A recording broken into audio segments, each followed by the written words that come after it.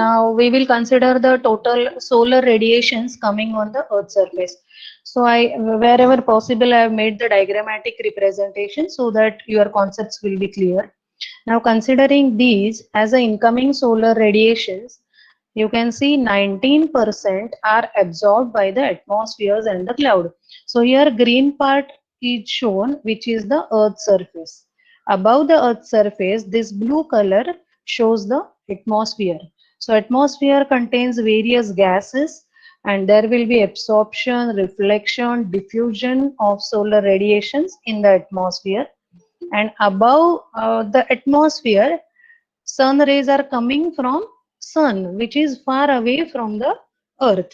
So whatever radiations are entering inside the atmosphere, these are nominated here as the incoming solar radiations. So 6% are reflected by the atmosphere, 20% are reflected by the cloud, 4% are reflected from the surface of the earth, 51% are absorbed by the earth's surface, and 19% are absorbed by the cloud itself.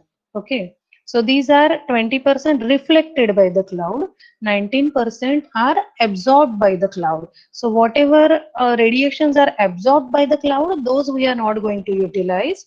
Whichever is reflected back to the atmosphere, again that we are not utilizing. So whatever sun rays are coming on the earth's surface, again, within this 51%, whatever will come on the rooftop solar panel that we have placed, only that much amount of solar energy we are going to utilize. Okay? Yeah. So now we'll see some important definitions here. Actually, the first lesson, first part is somewhat related to your astrophysics, or you can say geography. During your school time you have done in your geography, and might be physics in your 11th, 12th physics somewhere if you have covered, or not, it comes under the um, physics. Okay.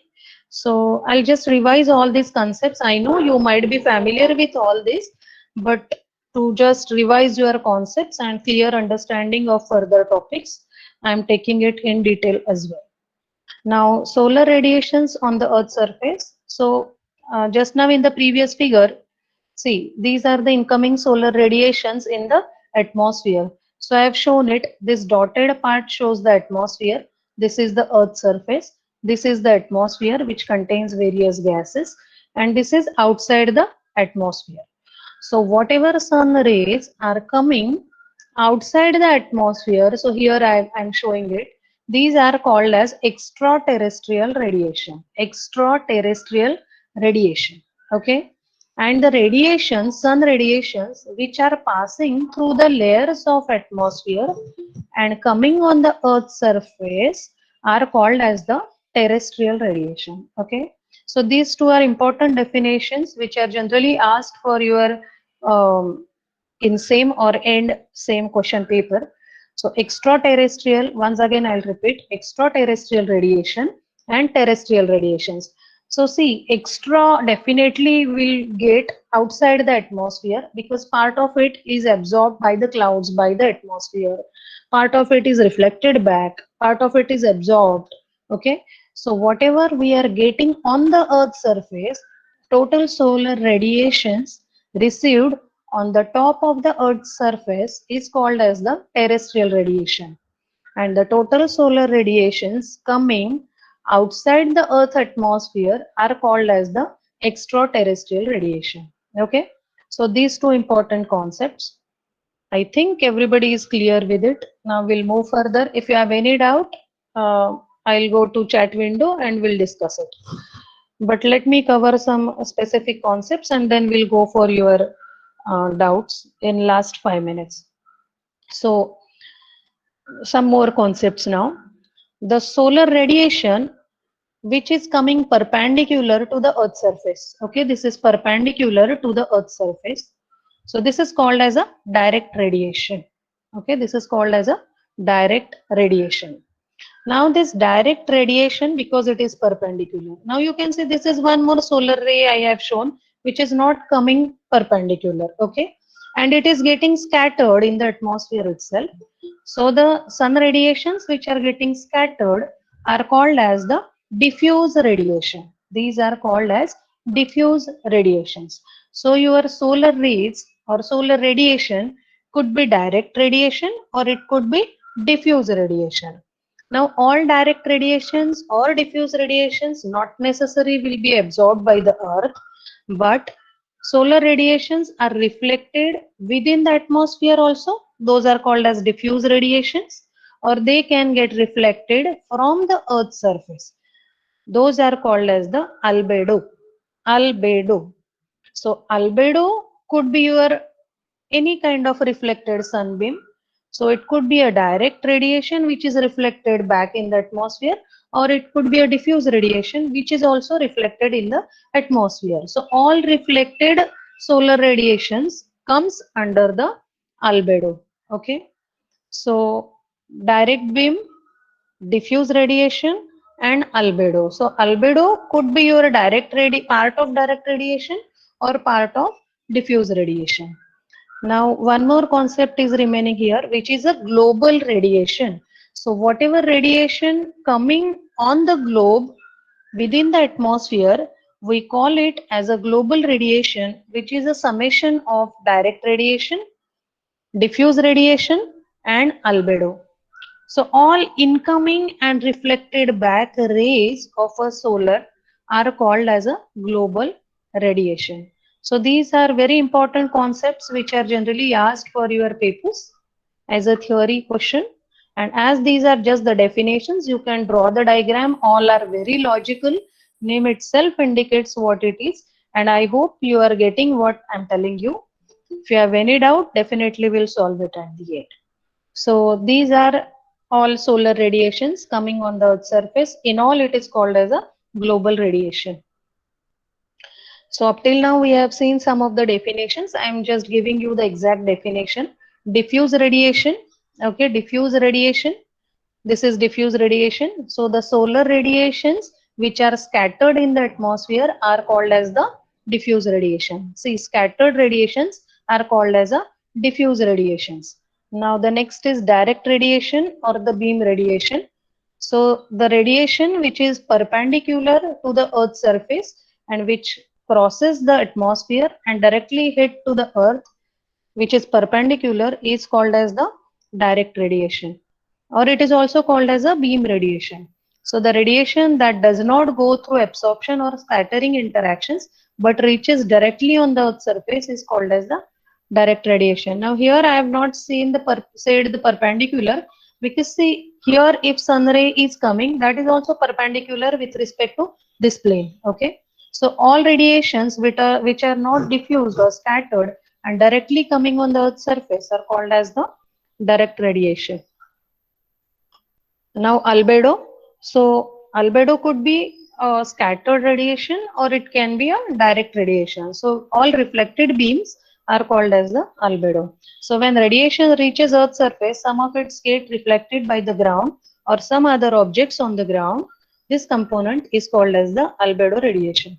Now some other objects of the ground means it could be in the atmosphere or it could be on the Earth. So albedo contains both. It could be diffuse radiation or it could be part of direct radiation as well. So global radiation is the summation of diffuse radiation, albedo and direct radiation, summation of all three. Now one more important concept we have to study here, which is a solar constant. So solar constant is the amount of solar irradiations that reaches just outside the Earth's atmosphere. So this is nothing but the extraterrestrial radiation. So its value is 1376 watts per meter square. So see, it is a watt per square meter. So in a 1 square meter area, we are getting 1376 watts of power from the sun at the top of the Earth's atmosphere. Okay, so this is called as a solar constant. Now it varies from, see, 1376 I am saying, but it varies from 1322 to 1416. Now why this variation happens? This is very interesting. You all are knowing that Earth is rotating around its axis and around the sun as well. Now the rotation of the Earth around its axis, but you are knowing in your geography, you already have studied that our Earth is tilted, right? Earth is tilted by some angle, and even the rotation around the Sun is not a circular orbit, but it is elliptical. So this variation takes place due to the Sun-Earth distance variation. This distance variation is due to the elliptical orbit that Earth makes around the Sun, and difference in the emission intensity. This is because of the seasoning effect. You know, there is summer, winter, rainy season. So all these seasons takes place due to the geometry of the Earth and the Sun. So I have shown some diagrammatic representation which will clear your concepts. Yeah. So see, this is the Earth, this is the Sun. Now don't go on the size. We already have seen in the first slide, the Sun is a huge big body as compared to the Earth. Sun is 109 times bigger than the Earth. But here for understanding of this distance, I'm showing you this diagram. So this is June, month of June. This is September, this is December, and this is March. So this orbit is not a circle, but this is an elliptical orbit. Even your Earth is not like this. It is tilted by an angle of 23.5 degrees. Okay. So see, sun rays falling on this surface in the month of June are different. Sun rays falling on this surface in the month of September is different because it is rotating around its axis and around the sun also. So if we considered any one point on the earth and trace the same point in the month of June, September, December and March, then the total radiations or solar constant observed at that point is going to get vary, right? So this is the reason of variation. The sun rays received on the earth's surface are different, and the distance between sun and earth for a particular point on the earth is going to be get different. म्हणजे आपण एक कुठलाही point globe वरचा consider केला आणि तोच point या पोझिशनला in the month of June with same point in the month of September, same point in the month of December, and same point in the month of March. If we observe the solar constant, then definitely it is going to get vary because distance is varying. That point is also moving because Earth is rotating around itself. Now we have seen already terrestrial and extraterrestrial radiation. I'll complete this slide and we'll stop today. Again, those who are unable to join, please send me on group whatever problem you have. If there is any problem, definitely it will be resolved in the next lecture onwards. And I'll share one common link for throughout the semester. Actually, yesterday's link was the common link shared to you all. But as we have faced some problems, I have created another link today. So coming back to the topic, terrestrial and extraterrestrial radiation. So this is a sun. Okay, sun rays are falling. This is a earth surface. Okay, this is a earth surface. So this much atmosphere is shown by the dotted. So this much is the atmosphere shown here, which contains various gases. You can see here O2, CO2, O3, H2O, CO, dust, dirt, etc. So solar radiations falling above the atmosphere, we are getting extra. Above the atmosphere, we are getting extra. Within the atmosphere, some will get diffused, some will get absorbed, some will get absorbed by the cloud, some will get reflected back, and so on. So definitely, we will get extra above the Earth's surface. Thanks for watching.